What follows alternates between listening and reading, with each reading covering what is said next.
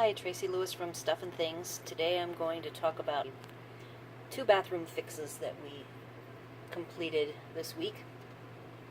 When we got our trailer, we noticed there was an intermittent leak. It seemed to be hot water only, and we finally spent the time to isolate the problem. It appears as though this was the PEX, and it screws in.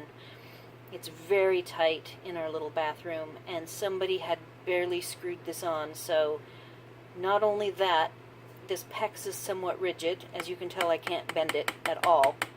And it had to go sideways to get to the hole in the floor to get to the source for the hot water and cold water.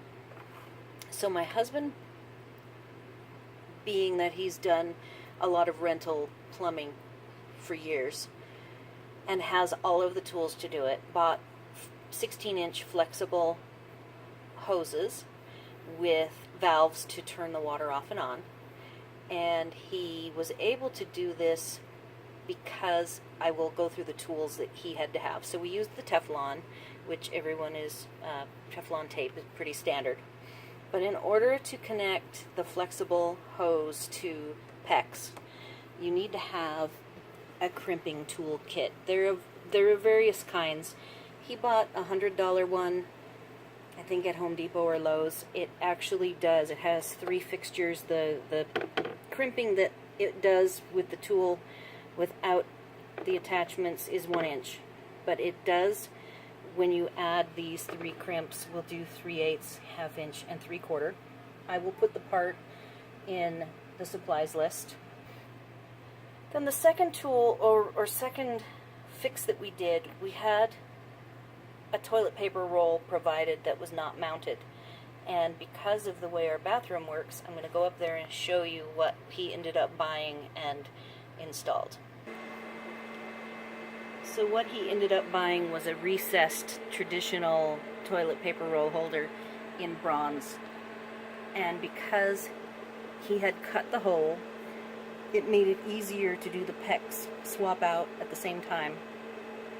I was able to sit here and be his eyes, because as you can see the sink, you have to see behind the sink in this little tiny hole, and he has this little door that he had to work with. He took the door off, stuck his head upside down, and was looking straight up at the faucet, and then I could see sideways and was able to help him maneuver through getting the flexible supply lines put into place. So if you're interested in working on any projects with the cabinetry, the walls in the trailer are much thinner than your typical cabinetry walls. So he actually, after drilling a hole for cutting out the hole for the toilet paper holder, he actually used this to cut it. It is about, I'd say, 1/8 of an inch thick, if not maybe a little bit thicker. And when you buy those old-fashioned recessed toilet paper holes, they come with a keeper that you screw on that holds it tight to the wall. But the depth that it expects is at least ½ inch sheetrock. So he had to find some plywood that he actually got some pieces from his dad, and he double back taped them to this backer.